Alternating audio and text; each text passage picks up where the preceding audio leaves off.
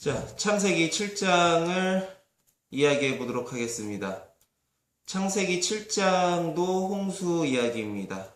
예. 근데 홍수에 대한 핵심적인 이야기는 6장에서 제가 모두 말씀을 드린 것 같습니다. 해서 홍수가 시작되는데 하나님께서 노아에게 어떤 동물은 뭐 7쌍씩, 뭐 정결한 건 7쌍, 뭐 새 나는 짐승 7쌍, 뭐 부정한 건 2쌍, 뭐 이렇게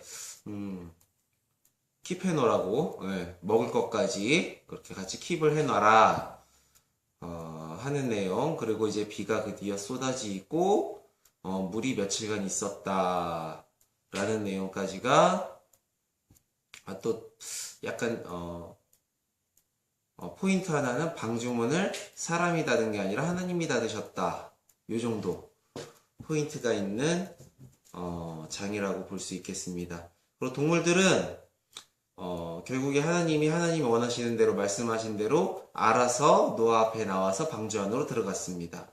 방주문도 하나님이 스스로 닫으셨고요. 그리고 비가 내리기 7일 전에 이야기하셨고 그 7일 동안 그 모든 게 이루어졌습니다. 그래서 하나님의 사랑이 실천됐습니다. 예. 그 전에 말씀드렸지만 노아 홍수 때 노아 빼고 다 VIP 대접을 받은 겁니다. 예, 이건 제 생각입니다. 그리고 잠깐 수메르 얘기도 하고 뭐 에녹서 얘기도 했어요. 예, 그래서 에녹서 얘기의 중점은 천사들이 내려왔다였던 것 같고, 그리고 이제 노아의 홍수 사건에서는 제가 수메르 이야기를 조금 해보려고 해요. 왜냐하면 수메르 얘기를 제가 제 입으로 하는 바람에 제가 다시 한번 찾아봤어요. 근데 제가 97년도에 처음 수메르에 대한 97년입니다. 1997년도에 수메르에 대한 이야기를 처음 접했어요. 그 수메르라는 단어를 그때서부터 딱 머리에 각인을 하고 살았는데요. 그때는 제가 크리스찬이 아니었습니다. 근데 그때 당시에 제가 읽었던 거는 책이 아니라 인터넷, 그때 당시에도 인터넷이 굉장히 괜찮은 편이었어요. 인터넷으로 그거에 대한 정보를 받았는데 그렇게 크게 관심이 있질 않고 그냥 어떤 시간 때우기용으로 살짝 읽었었는데, 그때 당시의 기억으로는 신들이 싸우는 거였어요. 땅의 신이며 물의 신이며 바람의 신이며 막 불의 신이 막 서로 막 싸우는, 막 그리고 뭐 대장신이 삼위일체고 뭐 이런 내용이었었는데, 제 기억에 그래요. 무엇과 헷갈린 거 아니에요. 제가 그때 당시에 본 그 시간대 용으로 본 내용은 그러했었습니다. 근데 요번에 수메르를 검색해보고 찾아보고 서적을 읽어보면서 굉장히 많이 다름을 알았어요. 굉장히 내용이 달랐어요. 우선은 외계인의 내용이었어요. 해서 이 수메르 내용을 아주 짧게 얘기하고, 또 세계에는 홍수에 대한 이야기, 신화, 설화가 너무 많아요. 한 200개가 넘는 것 같아요. 272개라고 뭐 적혀 있는 문서도 보기는 했었는데요. 그 이상 될 수도 있겠다라는 생각이 들어요. 그 중에서 우리나라 대한민국에도 홍수 신화가 있습니다. 아니죠, 설화죠, 이거는. 홍수 설화가 있습니다. 그래서 수메르 아주 잠깐, 그리고 우리나라의 한반도 홍수 설화 잠깐 이야기해 보려고 합니다. 우선 홍수에 대한 이야기들은 공통점이 있어요. 창조에 대한 이야기가 있고, 그리고 인간은 타락하고 신이 화가 나고, 그리고 홍수를 일으키겠다고 작정을 하고, 그리고서는 인간에게 어떤 구원의 메신저가 오던가 아니면 정보가 오던가 해서 한 족속이 살아남고, 그리고 그 족속이 홍수 이후에 제사를 지내고 뭐 그렇게 인류가 다시 시작했다라는 공통적인 이야기를 가지고 있습니다. 그게 전 세계에 퍼져 있어요. 그런 걸 봐서는 이 홍수라는 사건은 좀 있었을 확률이 굉장히 높은 사건이다. 저는 이제 크리스찬이니까 당연히 홍수는 있었다라고 생각을 하지만 확률적으로도 굉장히 높은 확률로 이 홍수라는 사건이 있었을 것이다 라고 생각을 해봅니다. 자, 그래서 이제 수메르 이야기를 이제 시작을 할게요. 근데 이 시작을 하기 전에 알아두셔야 될 게 있습니다. 뭐냐면 특별히 수메르에 관련된 정보를 아는 사람들은 기독교에 대해서 굉장히 많이 적대심을 가지고 있더라고요.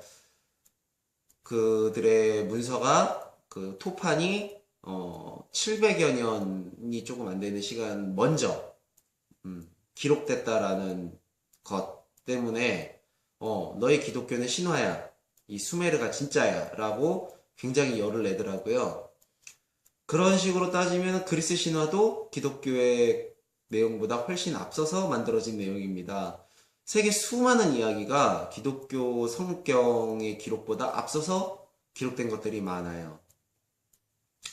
그거를 조금 알고 이 문화들을 접했으면 좋겠는데요.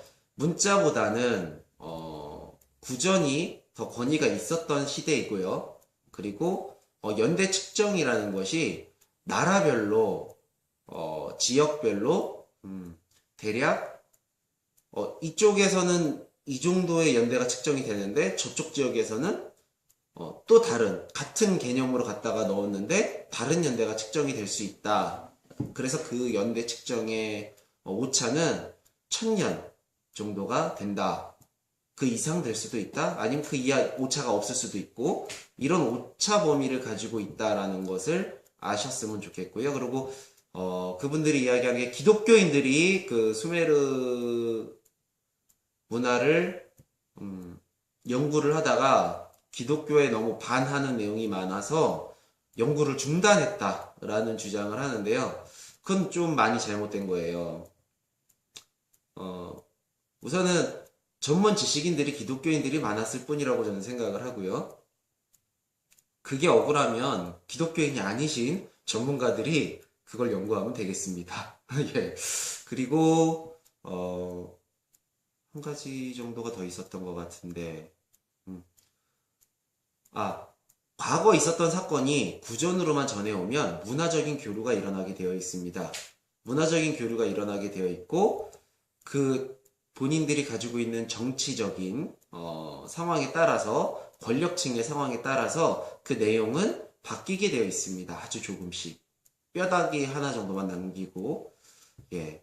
그렇기 때문에, 뭐, 신화나 설화를 무시할 필요는 없어요.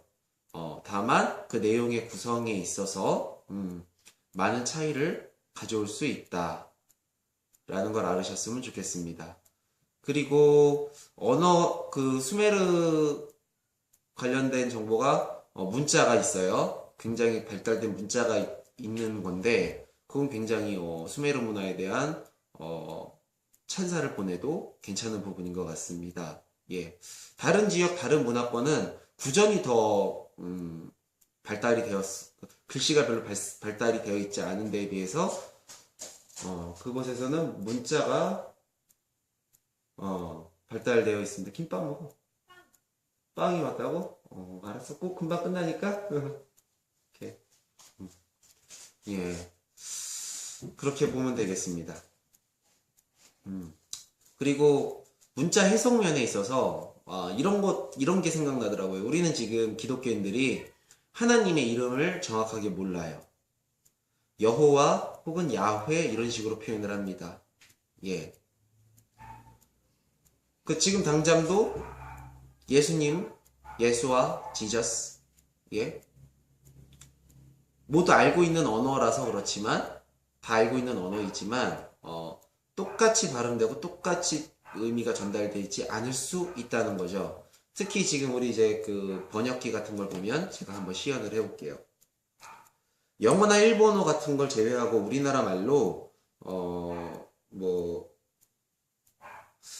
어떤 걸 번역했을 때 똑바로 번역되지 않는 경우가 많아요. 자, 뭐 자바오로 해볼게요. 이거 지금 랜덤으로 이거 안 된다네. 어느 게 되려나? 크로아티아어로 우리나라 말을 그대로 번역해 볼게요. 나는 성경 공부하는 것을 좋아합니다.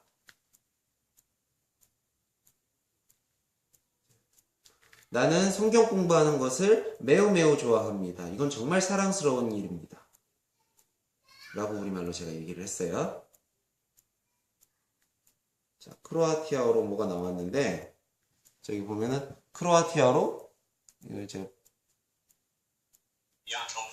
뭐 이런 식으로 나와요.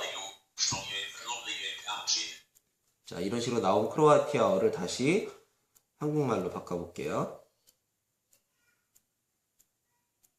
나는 성경 공부를 아주 좋아합니다. 아주 좋은 방법입니다. 자, 여기서 보시면 저는 정말 사랑스러운 길입니다 라고 표현을 했어요. 이건 정말 사랑스러운 일입니다 라고 표현한 것이 여기엔 어떻게 다시 표현이 돼서 오냐면 아주 좋은 방법입니다 라고 나옵니다.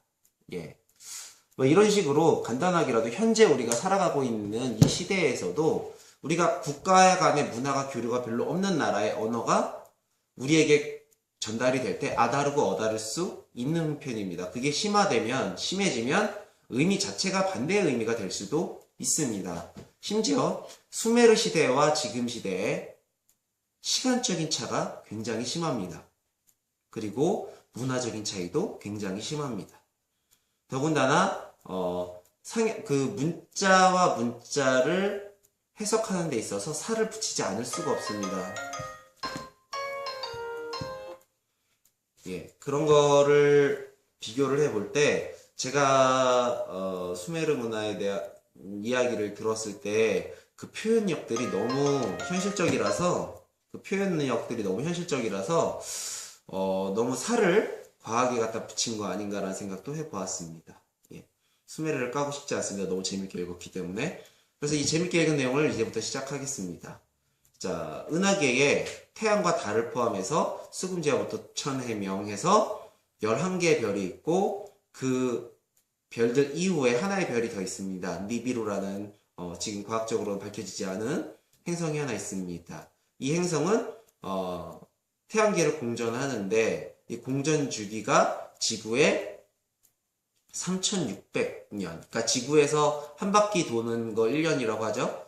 그쪽에서의 1년이 우리 지구에서는 3600년이 흐르는 겁니다. 그리고 특이한 것은 동그랗게 공전을 하는 것이 아니라 타원형으로 공전을 합니다.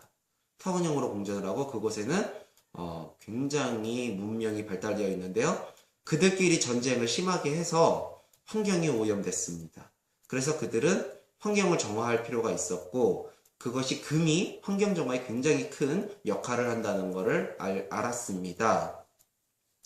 그래서 그들의 그 지식인들이 그들의 왕, 일본 왕에게 이름까지 다 기억 못하니까 이야기를 합니다. 그랬더니 그 왕의 와이프가 우리 신에게 기도합시다 라는 식으로 정치를 펴요. 그러니까 그들도 신을 가지고 있습니다. 그러니까 창조주 신은 따로 있고 그들의 문화가 우리보다 발달을 해서 우리가 그들을 신으로 인식할 수도 있었겠다라고 생각도 들어요. 그것들이 모두 사실이면. 일로 와봐. 더. 짜잔! 이뻐요.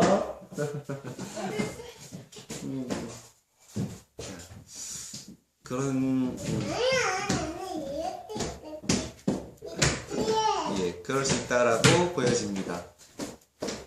그래서 여기서 제가 본 서류에서 어떤 서류는 핵전쟁을 했다라고 표현을 했더라고요. 그래서 이제 신에 기댄 정치를 하니까 그 민중들이 반발이 일어나고 리더 하나가 일어나서 쿠데타를 일으킵니다. 그래서 그 쿠데타를 성공을 해서 왕권이 바뀝니다. 이게 2번 왕입니다. 이름 모르고요. 자, 2번 왕이 즉위해서 하는 일은 자기네 고대 무기를 이용해서, 이거 핵무기로 표현을 한 사람도 있고요. 고대 무기를 이용해서 각 분화구, 자기네 행성이 가지고 있는 분화구에 발사를 합니다. 그래서 분화구를 모두 터뜨려서 그 폭발력으로 군기가 정화될 것을 생각을 해서 그런 것을 실행을 하는데 실패합니다. 예. 그래서 그것에 그 실패에 반발이 일어납니다. 누가 반발을 하냐면 첫 번째 왕의 아들인 아누라는 사람이 반발을 합니다. 그래서 이 두 번째 왕과 아누가 옷을 벗고 씨름 같은 경기를 합니다. 그래서 아누가 이깁니다. 아누가 이겨서 그 두 번째 왕은 도망을 치는데 우주선을 타고 도망을 쳐요. 그래서 온 게 지구입니다. 이 지구에 왔더니 지구엔 금이 있어요. 그래서 아누에게 영상 편지를 보냅니다. 내가 금이 많은 행성을 발견했어. 나의 왕권을 회복해 주면 내가 이 금을 너네들한테 보내줄게. 그래서 아누가 자기 첫 번째 왕자인 엔키를 지구로 보냅니다. 엔키는 첫 번째 왕자이기는 하지만 본처의 아들이 아니에요. 첩의 아들입니다. 그래서 엔키가 지구에 와서 두 번째 왕이었던 남자와 같이 작업을 해서 니비루로 금을 보냅니다. 그렇게 시간이 꽤나 흐르고 있었는데 아누의 두 번째 왕자 엘릴이 지구를 방문합니다. 이 엘릴은 본처의 아들입니다. 예, 두 번째 왕자지만 본처의 아들입니다. 그래서 제 엔키가 좀 짜증이 나는 거예요. 그래서 엔릴과 엔키가 약간 언쟁을 하고 있을 때 아누가 정리를 해줍니다. 엔릴이 적통이니까 엔릴이 이곳의 통치권을 맡고 엔키 너는 과학과 지식 관련된 모든 통치권을 네가 가져라. 뭐 이런 식으로 역할 분담을 해줍니다. 근데 엔릴이 약간 높죠.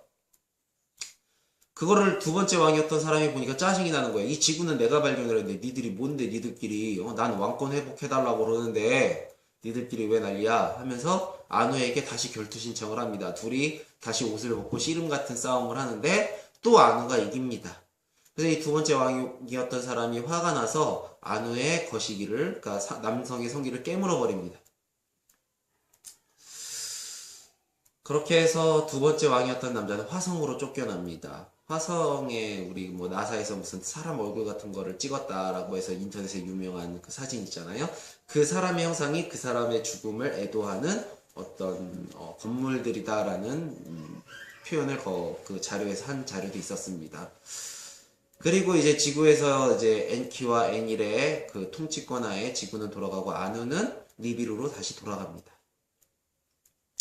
그러니까 아누는 니비루로 돌아가고 지구는 엔키와 엔일의 정치적 상황 통치권 하에 지구가 금을 캐는 일을 하게 됩니다. 그래서 그들이 데리고 온 인력이 금을 막 캐다가 힘든 거예요. 그래서 쿠데타를 또 일으키려고 하는데 쿠데타까지는 안 일으키고 노조를 발동시킵니다. 그래서 우리 힘들어 못 해먹겠다. 왜 우리만 이렇게 일하냐? 너네 상위권에 있는 놈들은 왜 일 안 하냐? 그래서 이 상위권에 있는 사람들이 회의를 해서 이 지구에 현존하는 생명체와 흙 그리고 자신들의 피를 이용해서 생명체를 한번 만들어보자. 유전공학이죠. 생명공학이라고 그래야 되나? 그래서 탄생시킨 게 사람이었습니다. 이름이 첫 번째 생성시킨 게 아다무라는 이름을 가졌고, 뭐 여자를 생성시키고 그때에 맞춰서 27쌍인가를 만들어냅니다. 그래서 일을 시킵니다. 근데 이들한테 처음에 생식기가 없었어요. 그리고 이들을 계속 만들려고 하니까 힘이 든 거예요. 그래서 이들에게 생식기를 부여합니다. 그런데 거기에 의견을 반발한 사람이 있었습니다. 엘릴은 그들이 생식기를 갖는 걸 원치 않았습니다. 하지만 그들에게 생식기가 생겼고 그들 스스로 생명을 낳기 시작합니다. 네. 그래서 엘릴은 그들이 생식기까지 가지니까 자기네와 너무 흡사해져 버렸기 때문에 그들을 쫓아냅니다. 아프리카 쪽으로 쫓아냈다고 합니다. 예. 그리고 그들이 처음에 엔키가 두 번째 왕을 만날 때 와서 7일 동안 무슨 성전을 건축했다고 해요. 7일째 되는 날 쉬고. 예. 뭐 그렇게 뭐 여러 가지 사건이 막 적혀 있는데 그건 시간이 지나고 흘러서 그 신들도 뭐 인간이랑 뭐 이렇게 관계를 가지고 그 사이에서 태어난 사람도 있고 하게 되는데 엔키에게 제우스트라라는 아들이 인간과의 관계에서 태어납니다. 예. 그리고 니비루라는 행성이 그러니까 굉장히 많은 이야기를 제가 다 건너뛰었어요. 성경이랑 겹치는 얘기도 굉장히 많았는데 다 건너뛰고 이제 송수 얘기를 바로 하려고 합니다. 이 얘기만도 벌써 지금 기초를 까느냐고 몇 분은 소요했는데요. 니비루라는 행성이 타원형으로 공전을 한다고 했습니다. 지구랑 가까워지는 시즌이 되어버린 겁니다. 지구가 이렇게 공전을 하고 니비루가 이렇게 공전을 해오는데 이렇게 만나게 되는 제일 가까워지는 시점이 되어버린 겁니다. 그랬더니 지구의 환경이 변화가 일어나기 시작해요. 물이 범람을 하고 물이 이쪽 저쪽으로 막 이동을 하고 그런 징조를 보입니다. 이들은 문명이 발달했기 때문에 그것을 알아냅니다. 앞으로 홍수가 일어날 것이라는 걸 알아냅니다. 그래서 엘릴이 말하기를 엘릴이 통치권자니까 인간은 그대로 멸망을 시키자. 대신에 이곳의 생명에 관련된 것들은 모두 유전자를 채취해라. 인간은 원래 여기 있었던 게 아니기 때문에 이 홍수를 멸망하게 두고 이 생명체들은 원래 여기 있었던 것이기 때문에 우리가 이들을 위해서 이걸 보존시켜주자 라고 합니다. 근데 엔키는 자기 아들을 너무 사랑했어요. 예, 제우스트라. 그래서 제우스트라에게 그 옆에 제우스트라 사는 집 옆에 가서 갈대에게 이야기를 합니다. 갈대밭에서 지금 홍수가 올 건데 이거 방주를 이런 식으로 만들면 잠수함이라고 표현하는 사람도 있었고요. 이런 식으로 뭐 하여튼 잠수함이든 방주를 만들면 그 안에 들어가면 살 텐데 막 이런 식으로 얘기를 합니다. 그러니까 이제 제우스트라가 아버지 이러니까는 닥쳐라, 난 너에게 얘기하는 게 아니다, 나는 갈대에서 혼잣말을 하고 있느니라 막 이런 식으로 하면서 갈대에다 대고 막 그 배를 만드는 법을 알려줍니다. 그래서 제우스트라가 그 말에 순종을 해서 잠수함이라고 그래요. 잠수함을 만들어서 홍수는 일어나고, 그리고 그 외계인들은 지구 밖으로 잠깐 나갑니다. 원래 이 외계인들은 그대로 니비루로 떠나기로 되어 있었어요. 니비루로 떠나기로 되어 있었는데 니비루에 있던 정치가 한 명이, 이름 생각 안 나요. 한 명이 지구가 가지고 있는 자원이 더 필요할 것으로 예상을 해서 홍수가 끝나고 안정이 되면 다시 너희 엔키와 애니엘 그리고 다른 그 상위권 몇 명 신들은 다시 지구로 가서 생활을 해라. 어차피 너네가 니비루로 돌아오면 너네 지구에 적응이 되어 있어서 니비루에서 금방 죽을지도 모른다. 이런 식의 이야기를 해줍니다. 근데 이거는 안우의 뜻은 아니었어요. 그 정치가 한 명의 독단적인 뜻이었습니다. 그 후에 안우를 설득했겠죠. 그렇게 해서 이제 홍수가 일어나고 제우스트라가 자기가 살아난 걸 너무 감사해서 눈치도 없이 애닐에게 연락을 합니다. 애닐이 너무 화가 났어요. 이들 다 죽어야 되는데 살아남았기 때문에. 땅에 내려와서 생존한 걸 보고 엔키와 싸움을 하려고 하는데 엔키가 이럽니다. 나는 나 혼잣말 했는데 얘가 알아듣고 얘가 똑똑해서 살아난 걸 어떻게 하냐. 운명으로 받아들이자. 뭐 이런 식으로 해서 홍수 사건의 이야기가 끝납니다. 예. 그렇게 뭐 자세하게 얘기하려면 더 자세하게 또 약간 다르게 더 많은 걸 이야기할 수 있어요. 그런데 간략하게 이야기하고 싶기 때문에 네. 이렇게 이 정도만 이야기하겠습니다. 한 가지 이야기를 더 하려고 그래요. 우리나라 한반도의 홍수 설화 이야기입니다. 예. 하늘 세상에 하늘을 지도하는 왕 같은 것이 있고, 그리고 그를 보자 하는 선남 선녀가 있습니다. 근데 선녀는 다 그 왕의 여자예요. 그리고 선남은 그 선녀와 사랑을 할 수 없습니다. 그거 불법입니다. 근데 한 선녀와 한 선남이 사랑에 빠집니다. 근데 하필이면 이 선녀가 그 왕이 정말 아끼는 애첩이었어요. 그래서 이 여자가 너무 사랑하는 이 선남을 죽일 수 없었어요. 이 여자가 너무 사랑하기에. 그래서 이 왕이 너를 죽일 수는 없고 네가 선녀와 있는 것도 허락할 수 없다. 너는 지상으로 내려가라. 그냥 내려가는 게 아니라 너는 나무에 갇힐 것이다. 그래서 지상으로 쫓겨납니다. 그래서 굉장히 큰 나무에 신이 돼요.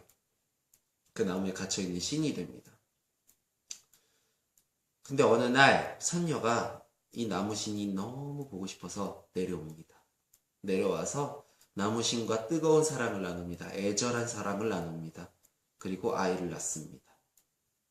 아이를 낳고 그리고 다시 천상으로 돌아갑니다. 예. 하늘의 왕은 그 또한도 알고 있었습니다. 근데 자기 애첩을 너무 사랑해서 고민에 빠집니다. 사랑을 해줄까 말까, 사랑을 해줄까 말까, 용서를 해줄까 말까죠. 죄송해요. 사랑을 해줄까 말까가 아니라 용서를 해줄까 말까, 용서를 해줄까 말까. 예. 굉장히 큰 고민에 빠집니다. 나무신은 그 아이를 잘 기릅니다. 잘 기르는데 이 아이를 목동자라고 불렀습니다. 목동자, 나무 목자 써서 목동자라고 불렀습니다. 그런데 이 아이가 잘 크는 것을 보니까 하늘의 신이 조금 그래도 벌은 주고 싶었어요. 그 벌이 나무신은 죽이는 겁니다. 그래서 나무신에게 알려줍니다. 내가 이 세상에 홍수를 낼 거야. 너는 네 목숨을 바쳐서 네 아이를 살리도록 해. 이거는 너에 대한 배려야. 너에 대한 배려가 아니라 내가 사랑하는 애첩에 대한 배려야. 하지만 너는 죽었으면 좋겠어. 라고 합니다. 다른 버전들 많아요. 이 천상의 이야기가 없는 버전도 있고요. 예. 그리고 나무신이 잘려도 죽지 않고 계속 떠다니는 그런 버전도 있습니다. 근데 이제 나무신은 아들에게 이야기합니다. 이제 곧 홍수로 세상은 멸망을 할 건데 그건 세상을 멸망하기 위함이 아니라 나를 죽이려고 하는 거야. 나를 죽이려면 그 정도의 힘까지 써야 되거든. 그러니까 너는 나를 잘라서 네가 살 수 있는 배를 만들든지 뭐 그렇게 해. 그래서 실제로 홍수가 일어납니다. 홍수가 일어나고 목동자는 나무를 잘라서 어떤 버전에서는 배 이런 게 안 나오고 나무 위에 이렇게 동동동동 목동자가 나무를 타고 떠다녀요. 저는 그 버전으로 이야기를 할게요. 나무 위에 떠다니면서 목숨을 유지합니다. 근데 이제 개미떼를 발견해서 나무에 실어요. 그리고 모기떼가 발견돼서 나무에서 생명을 보존할 수 있게 해줍니다. 예. 그리고 남자 사람을 발견을 하는데요. 남자 사람을 그냥 아무 소리 없이 구해준 버전이 있고, 남자 사람을 구해주려고 하는데, 나무신 아버지가, 사람을 구하면 안 돼. 저건 구해서는 안 돼. 라는데, 목동자가 어떻게 사람을 안 구할 수가 있냐. 구하게 해달라 해서, 목동자의 의견을 꺾지 못해서 구하게 된다라는 버전도 있습니다. 어쨌거나 그 남자를 구합니다. 그리고 나무는 흐르고 흘러서 육지 한 군데에 도착을 했는데요. 그곳이 백두산이었다고 합니다. 예. 백두산에 도착해서 보니까 개미는 개미대로 살터전을 살게 되고 모기는 모기대로 살터전을 살게 됩니다.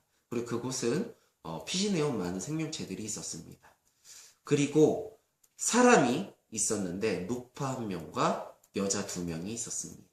사람은 그게 전부였습니다. 이게 노파와 이 여자의 관계는 어떻게 되냐면 여자 한 명은 노파의 친딸입니다.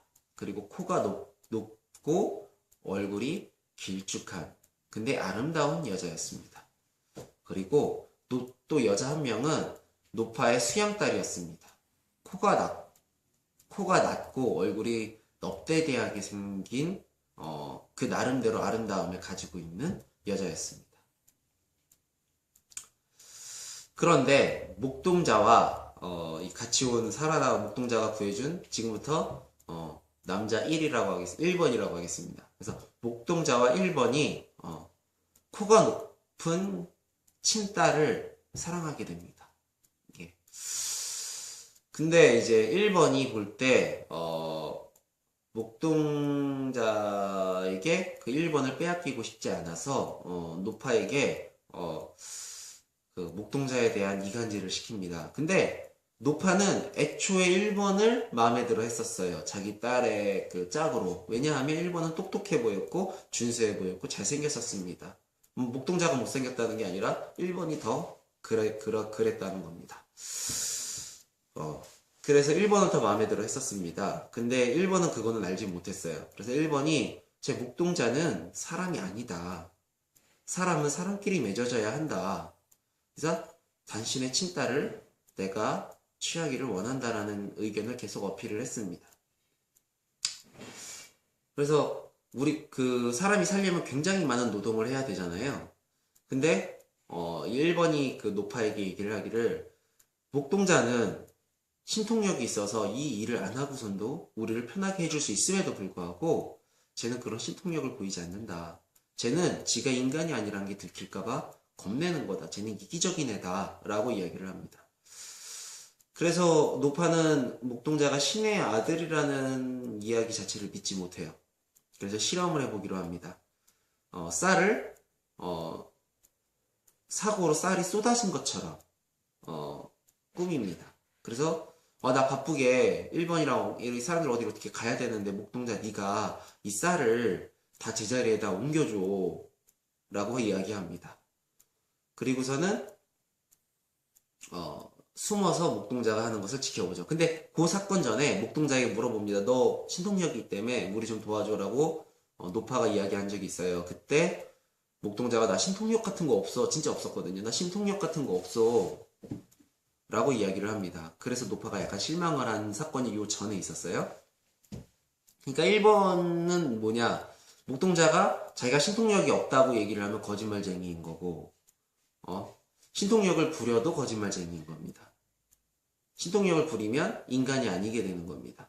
그러니까 1번 그러니까 친딸은 내가 가질 수 있게 되는 거다라고 계산을 했나봐요. 약간 좀 앞뒤가 안 맞지만 뭐 하여튼 그런 계산입니다.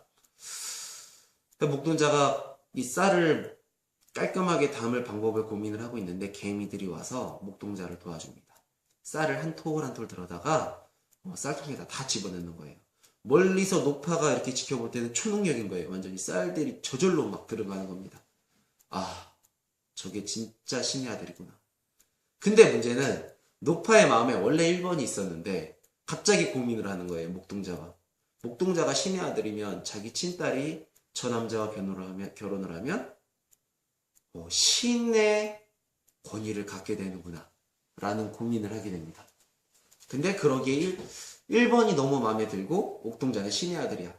너무 그 메리트가 있는 거예요. 목동자가 갑자기.